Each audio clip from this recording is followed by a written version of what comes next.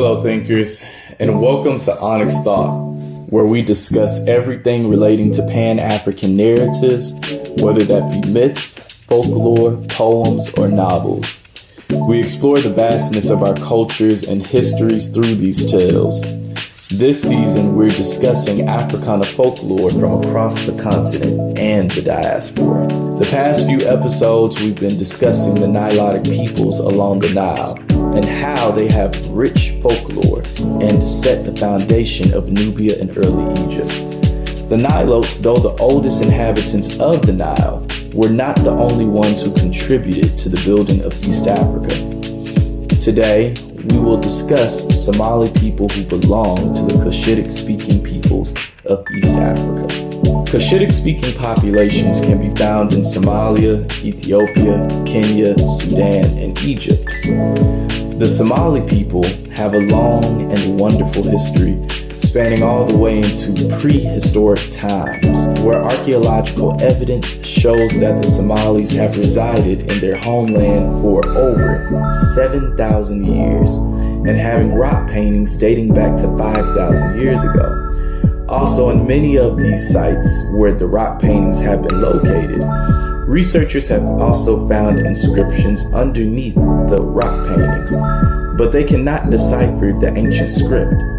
The oldest burial customs along the Horn of Africa can also be found in Somalia as well, dating back to the 4th century millennium BC. Prior to having a rich history within Islamic traditions and producing great and amazing thinkers and scholars within Islam, they practiced a faith that was common amongst pre-Abrahamic Cushitic-speaking peoples, known as Wakism.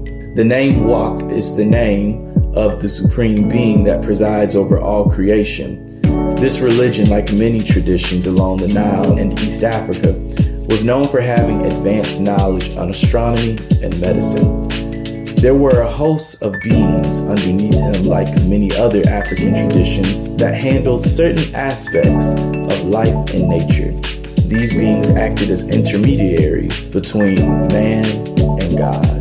So, the lore behind Somali traditions, pre-Islamic Somali traditions, is so extensive. Even with the little information I found, I cannot go as deep into the information as I would like, because we need to cover the story and poem today. Maybe in a different video we'll explain it more, but you can guess with where I stopped that this story will be focused more on the pre-Islamic folklore of Somalia. So let's dive into that.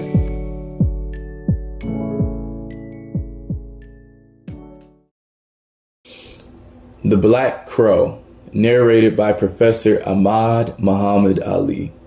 This story can be found on EthiopianFolktales.com under the subsection Somalia in the stories by region. The crow was once a sheik or priest, and at that time he was white. But all the other birds made an accusation against him. They said, on one hand he eats meat, and on the other hand he eats fruits. So all the birds came together and said, you are a sheik or a priest, but what you do is wrong. The smallest birds should eat meat, and the biggest ones eat fruit. But you eat from both sides. And not only Somali, but Cushitic culture in general, it was said that the crow was the representative of the sun god called Wak. Oromos believed in the sun god also. People believed that the crow interpreted what Wak, the sun god, said to the people, and people would send their messages to the sun god through him. The crow, when he speaks, says wak, wak. But the crow became dishonest and ate from both things, fruit and meat. And so he was punished. They cursed him and he became black. So just to give a little context, I know that some of you might not be familiar with the Oromos, but the Oromos are another group of Cushitic speaking peoples closely related to the Somali people. And they reside in Ethiopia. So that's just to give some clarification, right?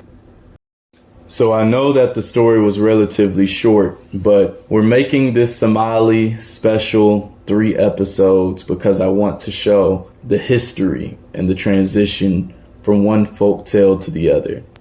So before I close out this show today, to make up for how short this story was, I want to read one of my favorite Somali poems. It's a Somali love song.